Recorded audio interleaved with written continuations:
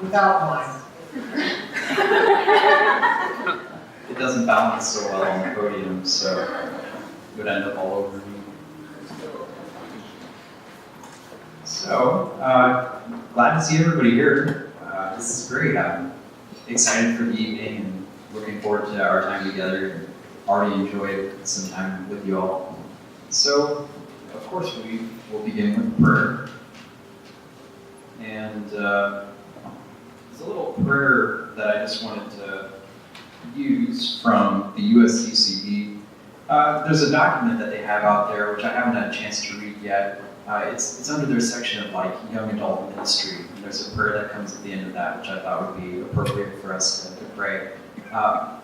The YCP puts out some pretty good documents, so you might check out their young adult ministry page. And there's one in particular that's, I forget what it's called, but it's a document for young adults about coming closer to Christ, so maybe check that out. But anyway, let's begin with the prayer. In the name of the Father, and of the Son, and of the Holy Spirit. Amen. Heavenly Father, we come together this evening in gratitude for our lives, and in particular in gratitude for this year, this new year, 2018.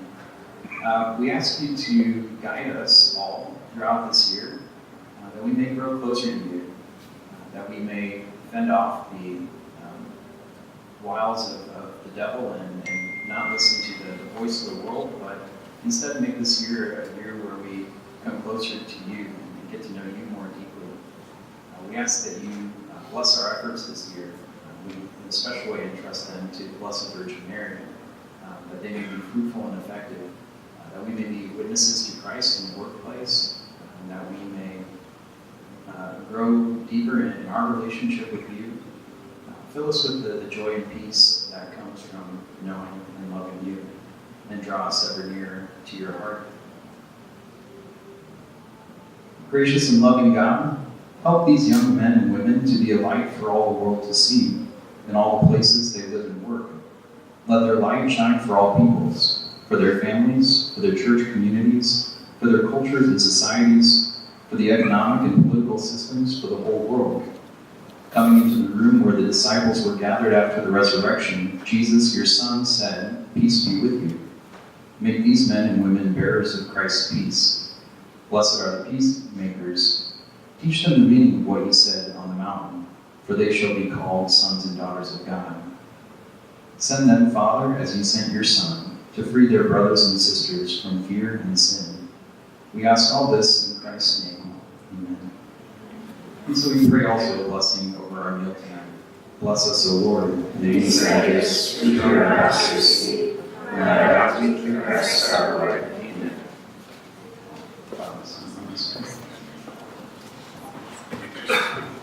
Thank you, Father. All right, well, tonight is really special for a number of reasons. One, we get to be in this beautiful venue and location.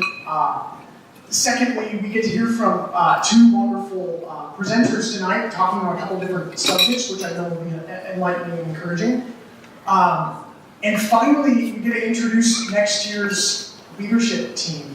And with a new year and new leaders come tons of energy, tons of new ideas that help our organization grow. And I know a lot of people sitting in this room have been here since day one and brought us to where we are now. And just from the bottom of my heart, thank you for this. It's been such a blessing, and probably the greatest blessing of my life to be part of this organization that not too far away from here at the Black, I came to my first event about 2 years ago. So it's been wonderful, and we're really excited to welcome Brittany and her team to move things forward. To kick things off, we're going to start with Mr. Mike Owens. And not only is he a supporter of YCP both in prayer and financial support, but he is a warrior in the Omaha community for the Catholic faith. And when I think of Mike, one word always comes to mind, and that is fearless. Mike is not scared to talk to anybody. In fact, I think I've seen him talking to a brick wall before. He's very outgoing, and he's super outgoing in his faith. And that's applicable to us because the reason YCP exists is to inspire us to live our faith out in our life because in our work, because we know that is not easy to do. And Mike does that every day, almost better than anybody that I know. So give it up for Mike Owens.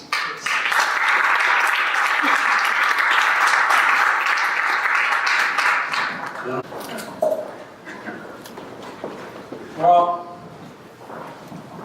a couple of years ago, actually probably about 5 years ago, I was invited to give a talk, and I give talks all over the country. Most of them have to do with my profession. I have given some talks to Legatus chapters in other parts of the United States, but I was asked to give a talk in my hometown. Arcadia, Nebraska, population, who knows? This is a participating workshop. 400. You're wrong. But you lose an answer, so get a glass of water. 400. My father, World War II veteran, very proud member of the American Legion, very proud supporter of our country. I'm so proud to tell you about it. He's the reason why we were able to have an American flag flying every day. One of those many reasons. Many guys like that. So I'm going to give a talk in my hometown.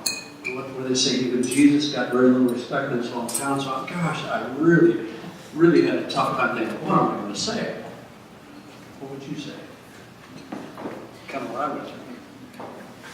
All I can think about was talk about Americanism and the flag. My point in bringing it up is I kind of feel that way here. Because what do I say to a group of people like this? Committed, young, Catholic professionals. It's awesome. You don't need another homily. You don't need another gospel. You don't need another speech. So what do I say? I thought maybe I might share a few things that have worked for me. I have benefited most from talks over the years, whether it's been at Legatus or in my career professionally, mostly from people that are in the trenches. You found that to be true. You enjoy maybe hearing from people that are in the line of work that you're in, or whether it's the executive capacity or whatever. I learned from that a lot. I learned better from that probably than some of the academia. And I don't mean that to be a hit either. I heard by the way that last year one of your speakers, Richard Herring, was a pretty big hit with you. Well, a great friend of mine, and I'm proud to say I encourage Ryan to call him to be a speaker because there's a guy in society, he's a bank president, that the reason I wanted to talk to you is because I know he does the things day to day that in the trenches, when you're in the trenches, are meaningful. I know where he's at many days at 12:10 p.m. He's at St. Mary's Cathedral in Lincoln across the street from the Capitol. He's going to Mass. His secretary knows where he's going when he walks out the door. Isn't that cool? I know I'm preaching to the choir. I hope I am. I think I am. I'm pretty sure that I am. So what do I say to you? To keep doing that kind of stuff. One of the best messages I get, be a warrior. The world needs warriors. We need warriors for our spirituality and our faith. Can I challenge you to that? Can I hear an amen to that? Amen. That's what we need. And what is part of your goal plan to accomplish that? Well, I don't have it all figured out. I want to be quick to point that out. I don't. But Father here and all of his brethren in the priesthood, they need you. The laity needs you. I mean, the laity is needed. The priesthood needs you. They need you more than ever before. We put way too much pressure on them. Financially, send them off to seminary to save souls to come home, we put them in charge of money. And we don't do a very good job of supporting in that respect. So I challenge you, help them out with that. Become a tither, and I don't want this to sound condescending either. Please don't take that. My business life and my world changed dramatically because I had a good friend by the name of Dick in Toledo, Ohio, that told me that every time the diocese came and asked for a little bit more money because of capital fund drive or something like that, and he made a commitment bigger than he should have, his income went like this. I bought into that, and I can tell you it is so true.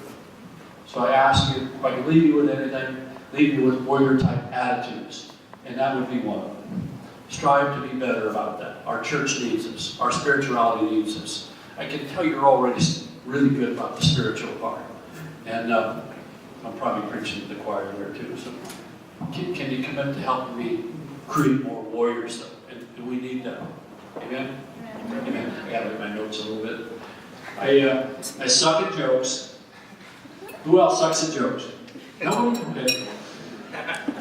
Well, I am really honored to be here. I know that sounds like a cliche, every speaker says that, but I really am. Brian, thank you. Now I hope to own up to it, especially that introduction. Everybody says that. I do try to be a warrior. I do try to be a warrior in respect, even if it's as simple as doing this when you're sitting down to say grace in the public places. The Catholic Church needs us to be warriors in all things. Like our kids need us. Your children need that if you have children. Your future children need that. Hopefully that sets with you okay. So can I ask a couple questions, and I'm going to make this at least a 7 to 8 minute talk. Brian tells me that I'm surrounded with a bunch of people that are goal setters. Is that accurate? What are your goals for somebody? What's your number one concern, let's say, concern/goal for 2018? Rachel, can I pick on you? Oh, sure. Say it again. Oh, Sure. I actually picked up on it from a priest in his homily. Kind of tied it with my own thoughts the other day. she's good. Oh gosh. Just to better be the best version of myself and to better myself every day. And to bring up those around me that I love to be the best version of themselves and help get them to heaven. Okay. Anybody else? If you want to do one or two more, anybody else want to take a shot at it? Nick, you're just dying to say something there. No? Am I embarrassing you?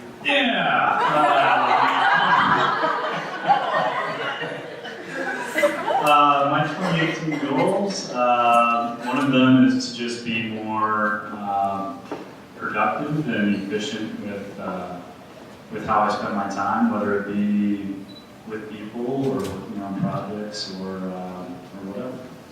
So. Awesome. Virtue. All right, so I'll share. You can say to me, Mike, what's yours? Well, you might wonder why I had this Matthew Kelly book. I've found some of my best growth has come from the books I read. And the society is getting away from that. We've become so dependent on iPads and technology, but these are still pretty good. Some of you received this, haven't you? Yep. You said, St. Margaret Mary's. your parish gave away, St. Robert gave away. Who needs a copy? If you need a copy, let Ryan know. We'll try to get it to you. This is fantastic. So one of my 2018 ones, if you bear with me, I'll read this to you. There's a section in here, page 70, so you might note that. They said they already had this, so I got to read this to you. I think it's awesome. Matthew Kelly, I've gotten to know him personally. I got to sponsor him a couple of times. By the way, he's coming back to Nebraska. He's going to be in Lincoln this year at Cathedral. So maybe I'll let Ryan know when it is, or Rachel or somebody. But listen to this. He's so right on with this. We live in a fix-it society. Turn on your television on any given day and just surf through the channels. One commercial after another, one infomercial after another, and they're all offering to fix something. There's a fix for heartburn, a fix for obesity, a fix for sleepiness, a fix for diarrhea. There's a fix for runny noses, ugly noses, and stuffy noses. There's a fix for hair loss and a fix for pimples. There's a fix for debt, and there's a fix for loneliness. He goes on to say, psychiatrist Gerald May makes the observation that in all kinds of advertising, from the blatant upfront TV commercials to the subtleness of word of mouth, nothing can escape the fix.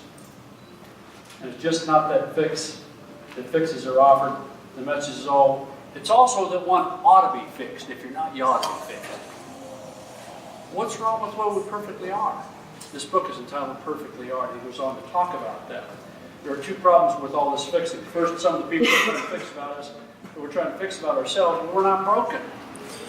It's assuming that we're all broken, and society is kind of written that way. So he goes on to say, without reading through all this, our lives generally improve only when we grow in virtue.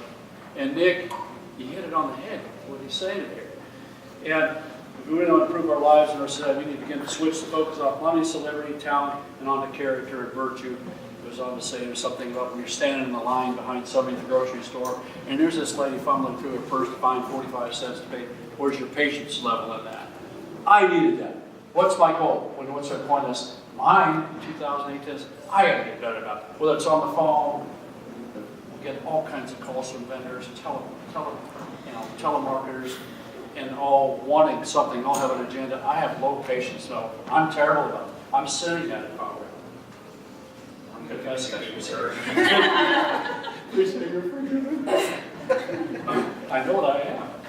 If we truly wish to grow in virtue, we must wean ourselves off of instant gratification in the society we're in. That's part of it. That's my thing. Yeah, probably more than you want to know. Goals, spirituality through finding more in virtue and patience, humility. I need that humility. I think seeing that in society too, I really do. So that's me. You asked, maybe you didn't ask me. So what else can I share with you that's worth a darn here that's maybe worth anything? And as a businessman and because of observations, some things that have worked for me, you're probably well above me, so please don't be offended by it. But things that really work for me, things that help me to be a warrior in society. And one thing I'm adamant about, you don't have to agree with me on this.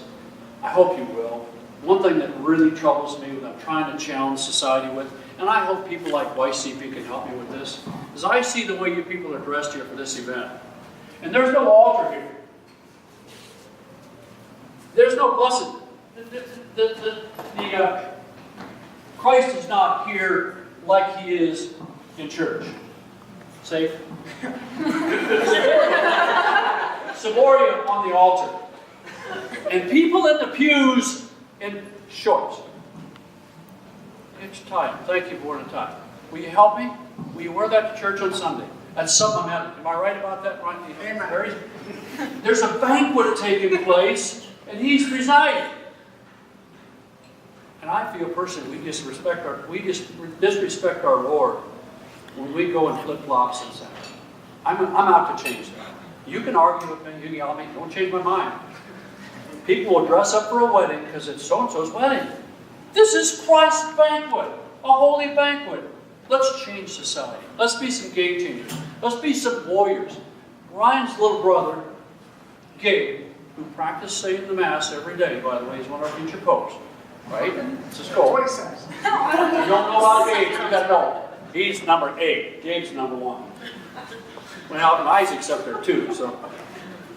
Gabe wears a tie to church every day, doesn't he? Is he 14? Now, my mom taught me, you wear your Sunday best. If some people are wearing their Sunday best, they wear a coat and tie to work. And they put Jesus down here below work? Come on, I know you don't. So help me with that. Amen? Amen. Help me with that. And part of the reason why I'm so adamant about that is because somebody's got to be teaching the next generations those qualities that my mom handed on to me. We got to change it, whether it's respect for the flag, or respect for our Lord at the altar. That's the one thing I really want to try to ask you to be a warrior about today. We can slowly save it a little bit. So help me with that. Again, amen? I got all kinds of things we talk about. I thought, well, maybe I'll leave you with the last 2 things. There's some things that affected me in my spiritual life, work life. I could probably talk about a lot of them, think about them. There's 2 that stand out that I want to share with you. Things that I try to do every day. It's a good habit. Like Matthew Kelly says, it's all about habits. There's not a change, just you have a change of habits. It's one of the habits that I form is every day as close to 3 o'clock as I can. I say the Chapel of Divine Mercy. Even if my desk at work, my secretary walk in and I have a rosary man, she knows there's on walks away. She knows what I'm doing. 6 minutes. No big deal. And yet, I get so much from that. So, an outcome of that has been something that happened to me because of the chapel that I'll share with you. My brother from Columbus, Nebraska called me one day. He's a business partner of mine in several entities. And he says, I have a friend from my Saturday morning men's prayer group that has a brother-in-law in Lincoln, Nebraska that's dying of cancer. Would you go pray with him? I want to say no. Where's he at? He told me in the facility. I tell you what, I've been working on this chapel thing. I'll go up there at 3 o'clock and try to say the chapel thing. So I went to this facility where he was at. It's a couple blocks from my Lincoln office. I go to the room that they said he's in, and he's not there. My chin hits my chest. I'm pretty sure he probably died already. So I'm walking out of there. Picture. So I run into this lady pushing this gentleman in a wheelchair, and they have these big name tags that hang around. This guy's name is Dennis. So I'm taking a shot at this guy to be him. So I stopped him. Are you Dennis? So, oh yeah. Well, this woman says to me, "Oh, you must be Mike. We've been looking for a godly man to deal with it." Well, I don't know what the godly part, but I'm here because my brother challenged me to do this. Can we go to your room? Went to the guy's room and happened to carry the little trifle that you get the chaplain of Divine Mercy with. You probably all see it. So I pulled it out and I said, "Can we pray this?" Immediately, this woman drops to her knees. She knew what she was doing. She stopped to pray. Well, I found out Dennis had only become a Catholic 3 weeks prior to that in the hospital. On his, basically, he's dying of cancer. Yeah, converted to Catholicism, born a Lutheran, and said, admired his sister for all these years and said, "I want to become a Catholic." So the lady pushing him in the wheelchair was his sister. She dropped her knees to pray the chaplain. He's looking at me, "What are you talking about, chaplain?" I didn't realize I'd go through the whole thing, and he knew what I was doing because Catholicism, everything we do was new to him. So I can share with you that what a tremendous experience. But I left that day, I'm not real sure my feet were hitting the ground. I'm serious. It was a feeling like it's unbelievable. I said to Dennis that day, "Dennis, I'll come every day if we can. I'll come here if I'm traveling for work or something, I'll be saying it for you in your absence. But you're going to help me here a little bit. You got to say something." "Well, I don't know. You Catholics got all these memorized prayers." "Well, I do." My answer to him was, just say, "Jesus, I trust you." Jesus, I trust you about 30 times. No, you don't have to have it memorized. We don't have to have all the memorized. But just say that and try to say it with some meaning. What else am I going to say? I swear Jesus gave me the answers. I believe he does when we ask. So I got to do that with Dennis for about 28 days. I included moving with him to hospice care. And Dennis didn't have a parish. So I went to my parish priest and I said, "He doesn't have a parish. Can they have his funeral here at the parish?" Not only did he get to have it there, but I was an acolyte. Lincoln, they have the adult male ordained acolyte, so if you know that. But I was able to assist in his funeral and help. It was really presiding, but what a tremendous honor. I got to be with Dennis on the day of his death, an hour of his death, and pray the chaplain. If you know about the chaplain, there's a real promise that comes with that. Maybe you'll be blessed about that sometime, I don't know. But what a tremendous feeling.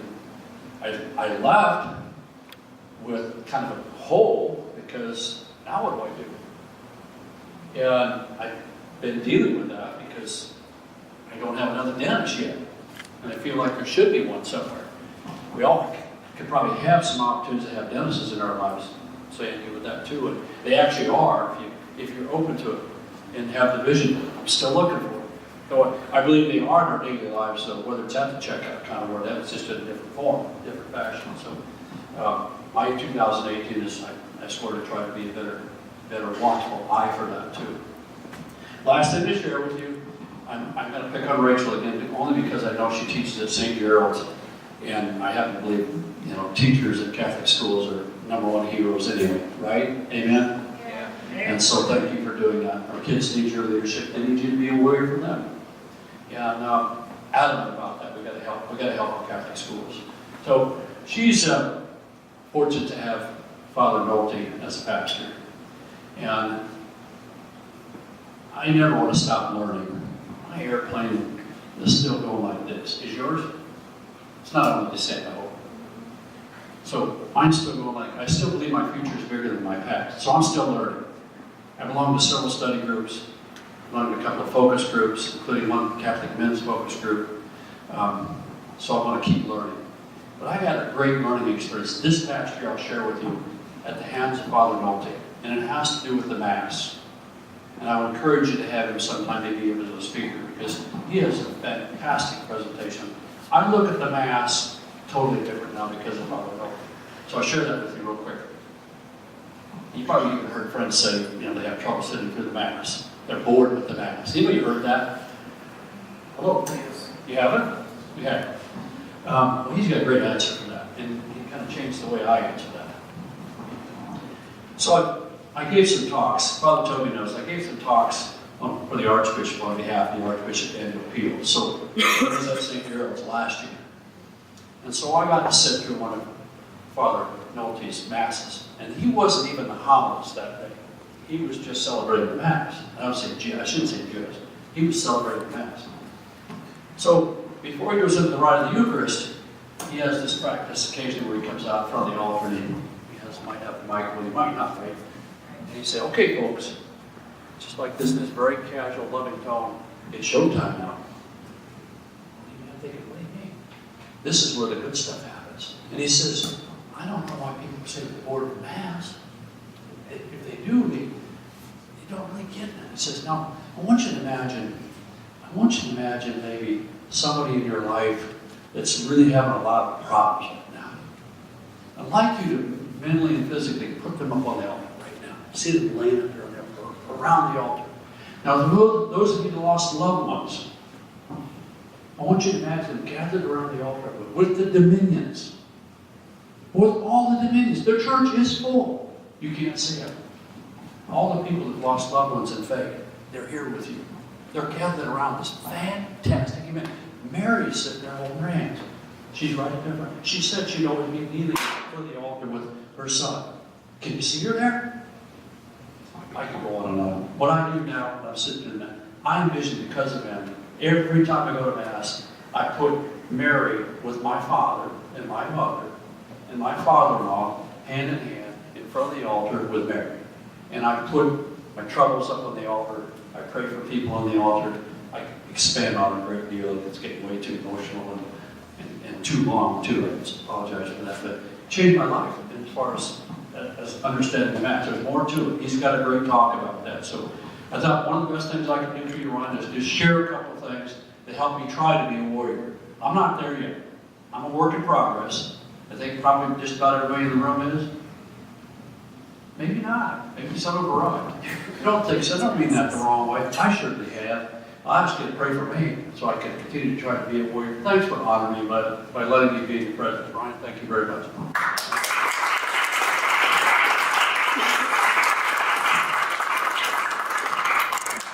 Thank you, Mike. Along Jim Maxwell. So Jim Maxwell, the father of 6 children, is an Omaha native with deep Catholic roots. He grew up in the St. Cecilia's Parish, attended Creighton Prep, and graduated from Creighton University. He won the amateur division of the Great American Comedy Festival and was noted as one of the nation's top 100 up-and-coming comedians by the World Series of Comedy. So please help me give a warm YCP welcome to Jim Maxwell.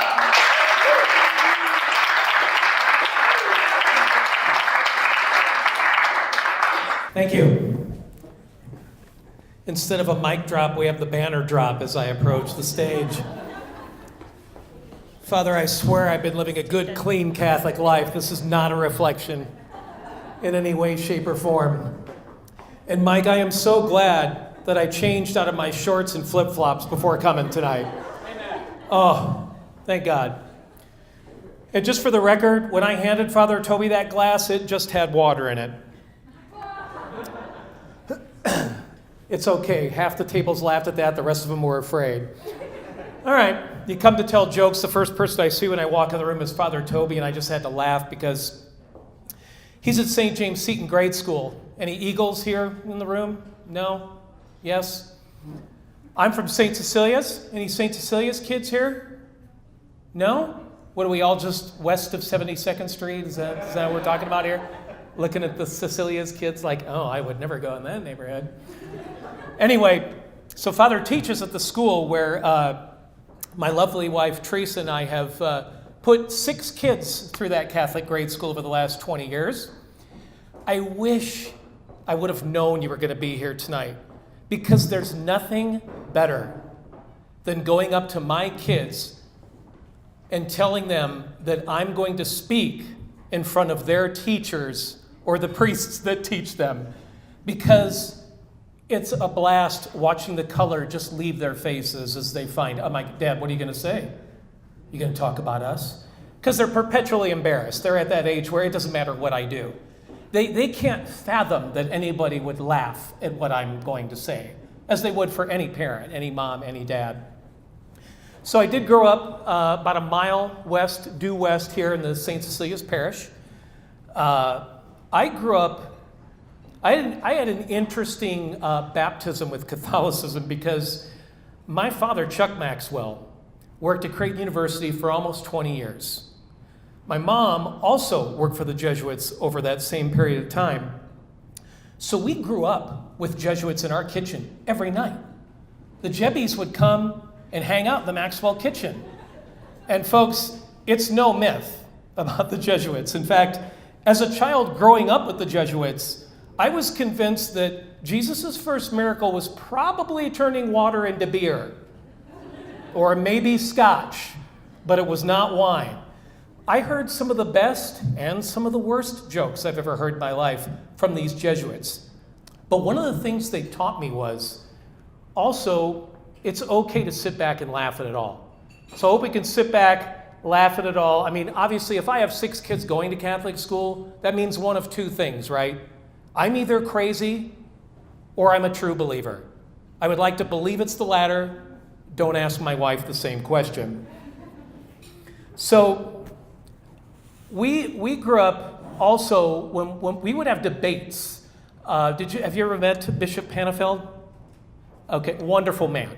Wonderful man. Father Joe, when he was at Elizabeth Ann Seton, we used to stay up all night debating. I used to debate because Jesuits are born teachers. And what I learned from them was it's okay to ask questions.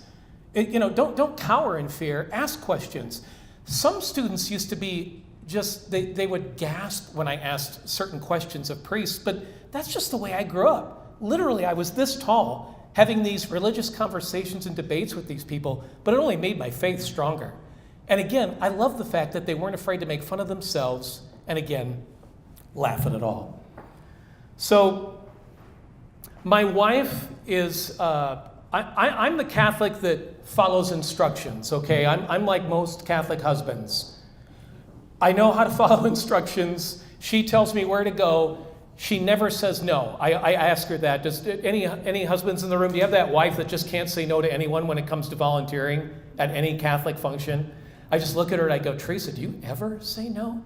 And she doesn't. But I love it because without her being so involved, I would never be so involved. I'm kind of like one of those husbands that sometimes you're just in those moods where you just want to do your time and get out of there. But I always find out I get so much more from the event, especially when the students are involved, than you ever expect. And the night just flies by.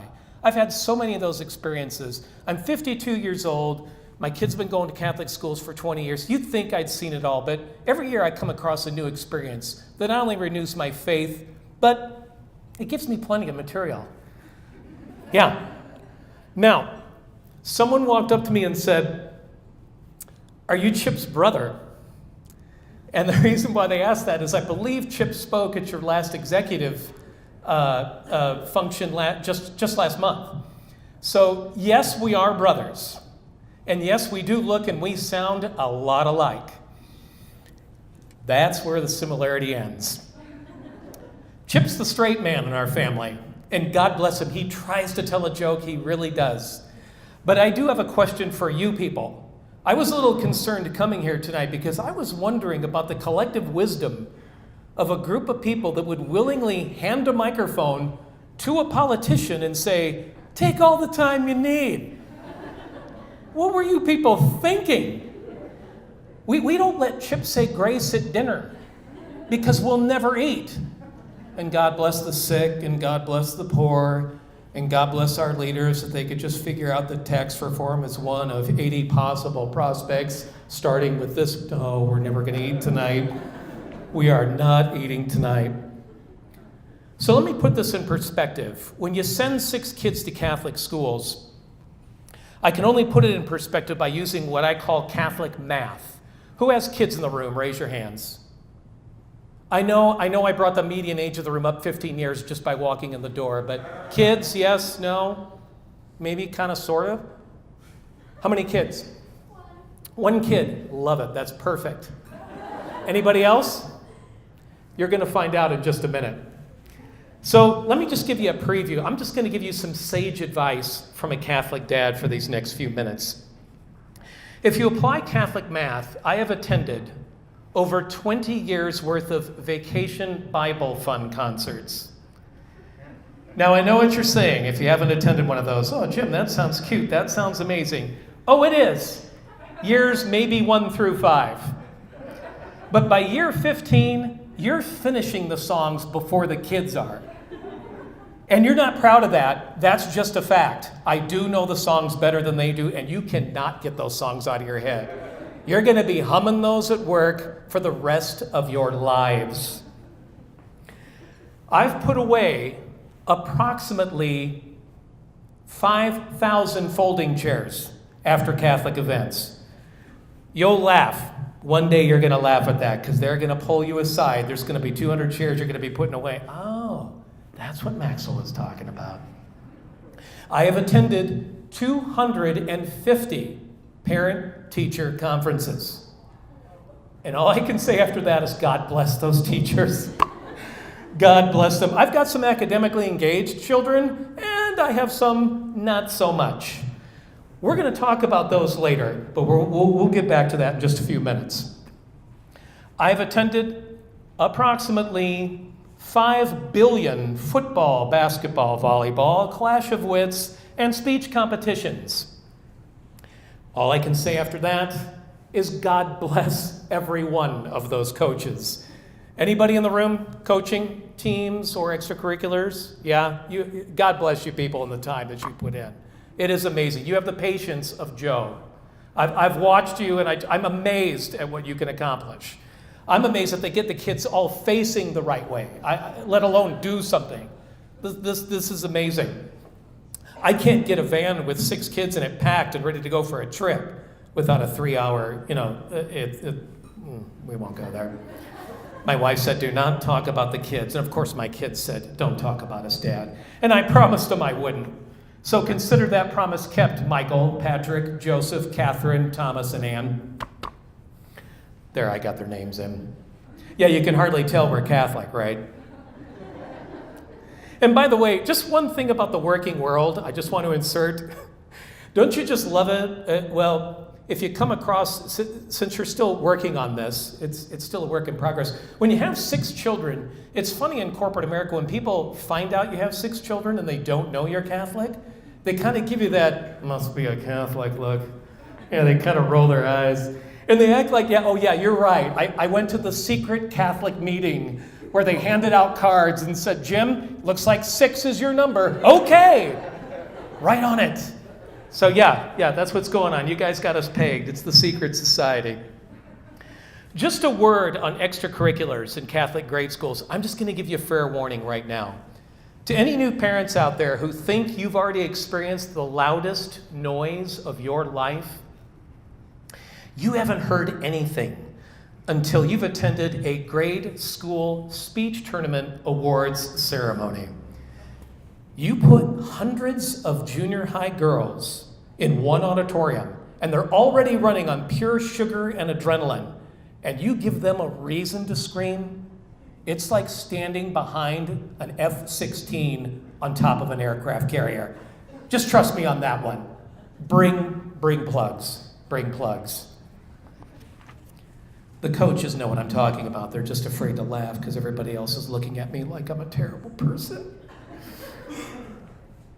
So the Catholic schools kind of followed suit with the public schools, and they started changing the school lunch menus. Those have been real cute the last few years. I am not the most nutritionally fit person in the world. Kind of grew up going to cafes with my dad, and we weren't eating kale, we were eating biscuits and gravy. So today's health-based menus, they not only offer food that's great for our children, but in my opinion, it boosts their creativity because it forces them to discover new and innovative ways to dispose of their food without getting caught. It's great. These are skills that will serve them in life, when they go to their future mother-in-law's house and she plops down that plate of tomato aspect or haggis or something. So you're welcome, kids. We taught you a useful skill. I did think of a good fundraising opportunity, but every year I bring it up, the schools disregard it as if it's folly. We could make school-branded mittens, hats, and socks and make a small fortune for every school. And we could make them below cost because the labor would be free. It's a perfect plan, but no one will listen. I mean, sure, it involves turning the after-school, programs into a sweatshop, but come on. The kids learn a trade, the older kids learn how to run a business. I'm just trying to help people. I graduated from St. Cecilia's grade school in 1980. Yes, I'm dating myself. That was before cell phones, kids. For those of you keeping track, back when we still had 3 channels. My claim to fame in grade school was that I won first place in the first speech tournament I ever attended and competed. And I did it by accident. I was literally walking past the classroom. Somebody got sick, and the speech coach goes, "Maxwell, you talk a lot. You're coming to the speech tournament." Okay, I was too stupid to say no. And they throw me in the impromptu competition, and I'd never gotten up in front of people to speak before. Well, I'm happy to tell you what I did at that contest not only won me the contest, it also got me a week's worth of detention. Would you care to hear that story? Well, I'm going to share it with you anyway. So we get there, and I don't know if you're familiar with impromptu contests. But impromptu is basically they lock you in a room with the rest of the contestants. So I'm standing at one end of the room. The rest of the students are along the wall over here. The judges sit in the back.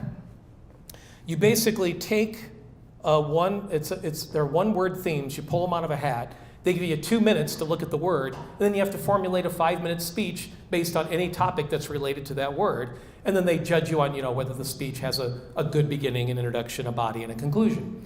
So pretty heady stuff, but again, I wasn't the brightest kid in the world. I was probably too stupid to be nervous. I was having a great time. I looked at it, this looks fun, this looks interesting. Now, to keep the speakers from being distracted, since we were standing at the front of the room, they had this little curtain that was kind of pulled over the entryway into the classroom so you wouldn't be distracted by people walking by. Okay? So that's the basic setup in the room. Kids, judges, you're up here trying to survive. So my word was the zoo. And in my infinite wisdom, I decided to do my speech on a field trip to the zoo. Innocent enough, right? Sure.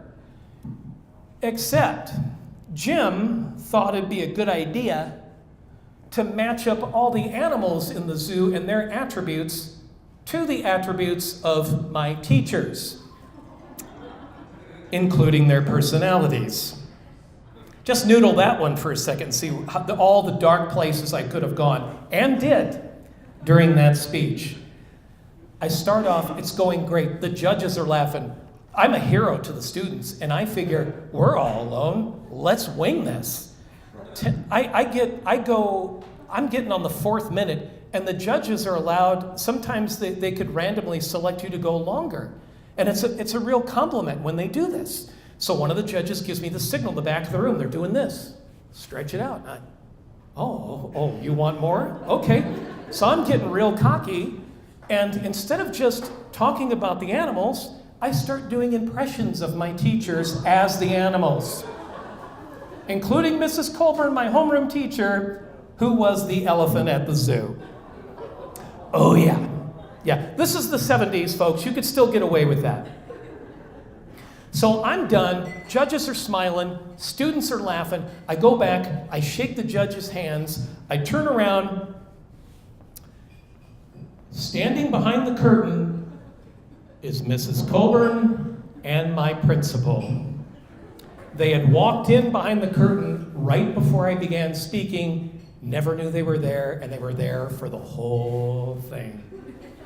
That was a quiet ride home. Because I didn't mention this before, the principal of my grade school was also my aunt. Oh, yeah. Genius, Jim. Genius. The worst part about that was all the other kids I went to school with thought I got off easy because the aunt was my principal. But as you can imagine, what was it? The exact opposite. I think she wanted to give me detention for a year, and God bless Mrs. Colburn. When we were driving back, she goes, well, Bonnie, it was hilarious, and he mentioned me. I still thought it was funny. To this day, I've got a soft spot in my heart for Mrs. Colburn. Thank God that woman had a sense of humor. Yeah, okay, good. We got over the Jesuit comment. When you grow up, it's okay, you can clap for that, that's okay. I still know half the people who work for Creighton, they just don't acknowledge it publicly. There's that Maxwell kid, he used to tell the weird jokes when we were going up and down, trying to give tours, yeah. When you grow up Catholic in Omaha, it really doesn't matter what parish you're from. I've noticed in my 52 years of experience that all parishes do have a lot in common. I can't go over everything tonight, but I'd like to go over 4 things that I think most parishes do have in common. Number 1, even though you haven't had kids yet, don't sweat the expectations, because no matter what happens, your children will be successful, and I'll tell you why. It doesn't matter what they study in college. It doesn't even matter if they go to college. They will always have a successful career in sales waiting for them, because they've been selling popcorn and wrapping paper and everything else since kindergarten. Okay? They were going to win those aviator sunglasses, and they were willing to do whatever it takes. You will find that out. Your kids will always be able to fall back in a career in sales. Yeah, don't laugh too hard at that. You know exactly what you guys and your aviator sunglasses. Yeah, those broke in the first week. Thank you very much, Father Toby. When you attend, I told you I would get back to this, parent-teacher conferences. When you attend parent-teacher conferences and they tell you any of the following, that your child is special, high energy, or extremely imaginative. Folks, those are not compliments, okay? They're not compliments. Oh, and when they say your child, quote, struggles to work independently, unquote, that means they're cheating. Yeah, there's going to be a talk when you get home. I've seen so many people walk away. Oh, they really like collaborating, working with others? Sure they do. You poor thing. First kid? Yeah, okay. I bought that my first time around. I was that parent whose first kid went to, the first kid as a parent, you think they're geniuses, right? Because you point to a horse and they say horse, and you're like, oh, this kid's amazing. Then the second kid comes along, and that kid is repairing a car after just being alive for 2 months, and the other one's still drooling, and you're like, okay, maybe he wasn't the genius I thought he was. But yeah, you put enough kids through school, and you learn you'll learn them all. I'm not going to spoil it yet, but you'll be able to tell who's faking sick without even walking in the room. It's going to be great. Okay, point number 3. In any parish, it doesn't matter which parking lot or which school you're dropping your kid off, only on the mornings when you are in the biggest hurry of your life do you always end up behind the car that has 4 kids piling out of it, and they all have band instruments to get out of the trunk. Like clockwork. And this 4th one's for the husbands. And it doesn't matter if you have kids or not, you all are going to know what I'm talking about. And Father, by the way, if you could just skip over this the next time this comes around in the rotation, we husbands would really appreciate this. All Catholic husbands share the same reaction when we hear that incredibly uncomfortable line from Colossians chapter 3, verse 18, which reads, quote, wives, be subject to your husbands as is fitting in the Lord, unquote. Every time. Husbands' eyes, we all just go straight to our shoes. Because we do not want to make eye contact, because we know, we can feel the glare that the wives are shooting at us, and that glare says, don't even think about it. It's true. It's true. And it's even better when you do have kids Because the kids will bring that up in the car on the way home. Daddy, what did they mean? How about ice cream? Who wants ice cream? Yeah, let's get a puppy. Anything. Just change the subject, please. All right, I'm going to treat you to something. I do, as you heard some of the accolades, and I appreciate the introduction. I do stand-up comedy. I did not come here to do stand-up comedy because that would not be appropriate in this place at this time. But since we were reading from books earlier, I have collected my thoughts in a book called Dad Logic that I thought you might be able to appreciate. And even though you're not parents now, again, please remember this, and especially the future dads in the room. I like to talk about one that has to do with, people come up to me all the time and say, what is it like to have 6 kids? They never say, 6 kids, isn't that great? No, it's not. They're just kind of looking at you with that tilted puppy dog head leg. 6 kids, yeah, really? What do you do? You know, and when I tell them, I said, it's kind of hard to explain unless you're there, right? You think you're busy with 1, and then you have 2. And then you think, oh, 1 was easy. You think you're busy with 2, and then you have 3. How many? You had one kid? Anybody with more than 2 kids in the room? Anybody come from big families? Like, by big, I'm saying more than 2, more than 3. How many? 5. God bless you. 8. Love it. Oh, wow. Serious. 5? Are any of you 2 from the 5s? Are you middle children? Second oldest? Okay, you still got away with a lot more. Are you a middle child? Yeah. Oh, okay. You're 16. I love it. Look at you. That is, well, see, but no, I appreciate families like that because I always tell people, I think I'm busy with 6, and then I think of my godmother who has 13 children.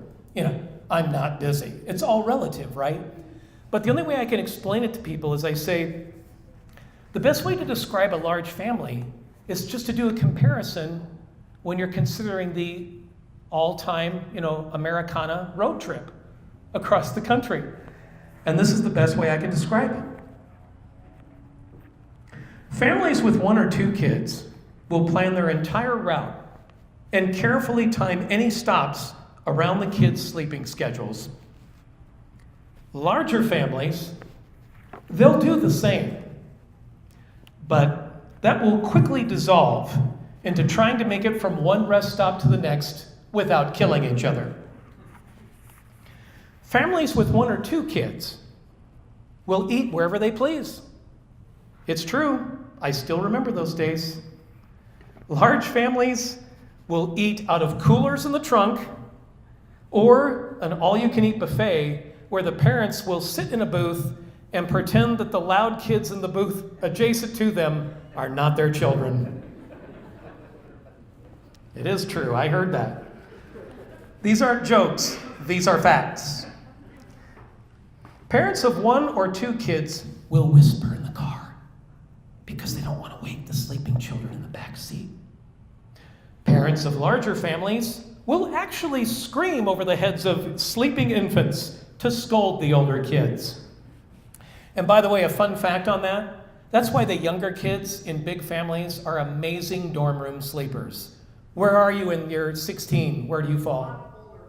Yeah, I'll bet your younger siblings, they can sleep through anything, right? They're amazing. They're amazing, yeah.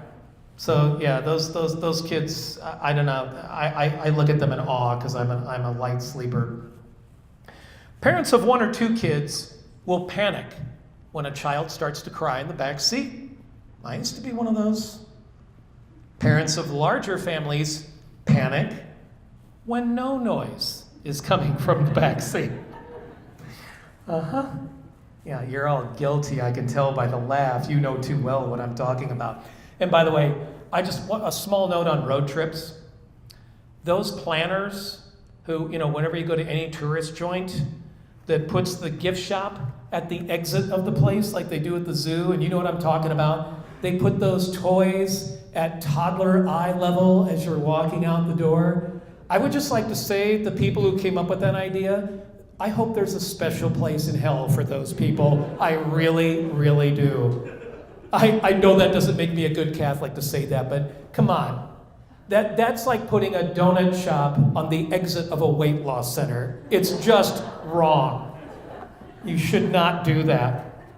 I'm going to find those people one day.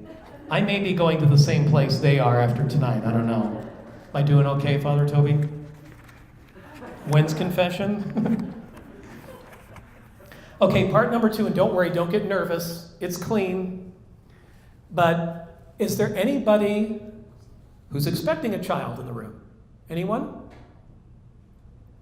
No? This is young Catholic professionals, right? Okay.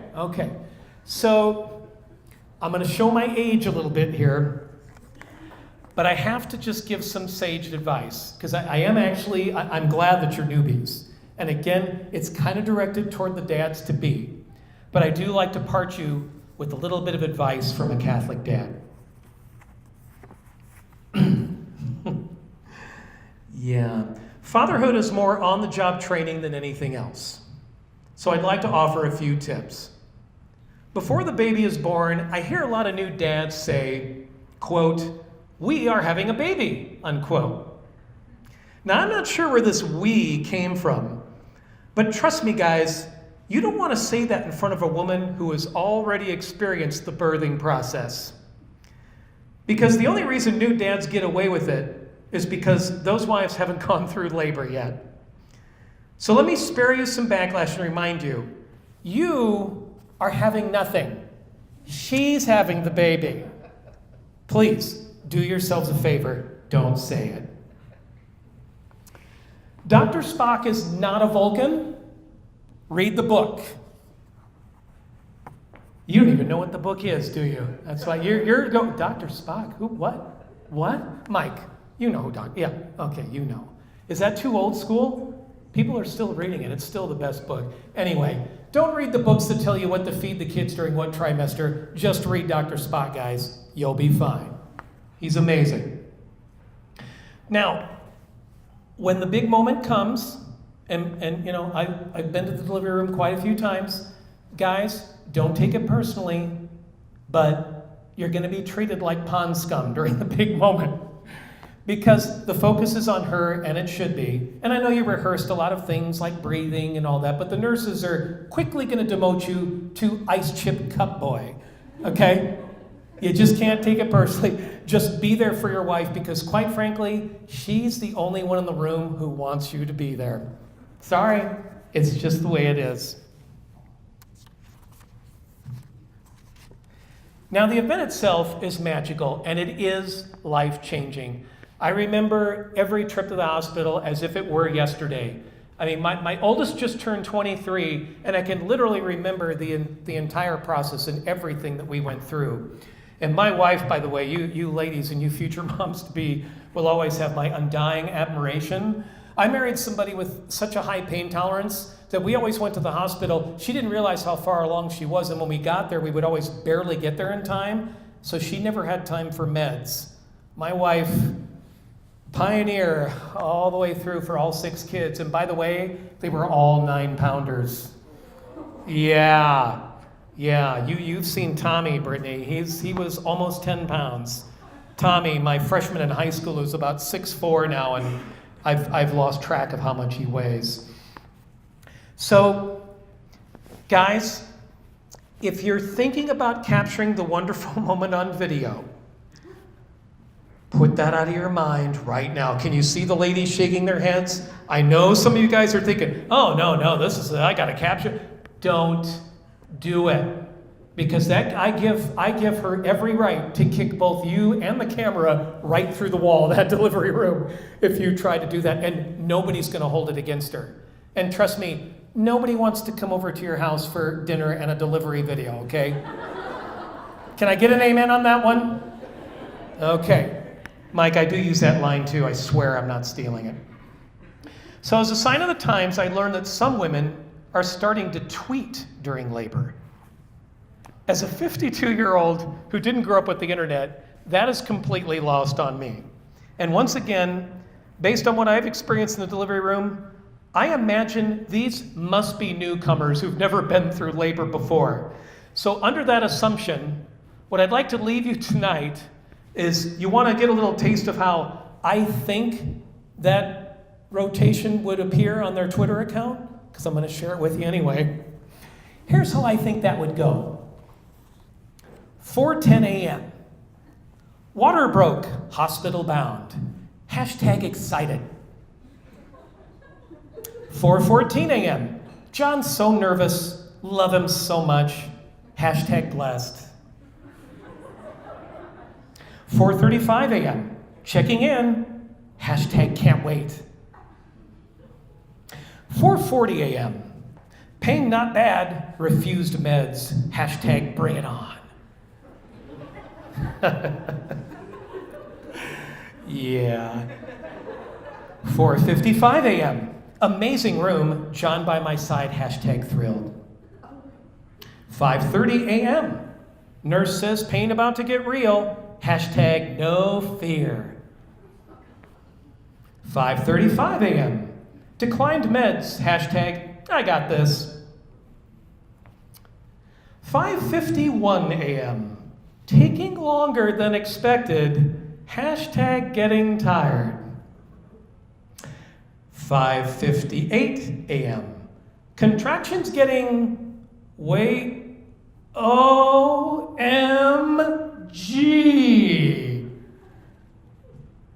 1 hour later. Idiots won't let me push. Hashtag ready to pop. 7:15 a.m. John sent pain meds nurse away. Hashtag let's rethink this. 7:17 a.m. We'll choke John once he gets within reach. Hashtag divorce. 7:30 a.m. Meds now or someone dies. Hashtag big problem. Gonna skip the next one given our current company. So we'll skip to 7:43 a.m. Hashtag watermelon keyhole. 8:15 a.m. Baby out. John getting neck treated. Hashtag relief. 8:30 a.m. Baby and mom healthy. Hashtag miracle. 5:35 a.m. John reviewing restraining order. Hashtag separate beds. Thanks for laughing, you guys. You guys have been a lot of fun.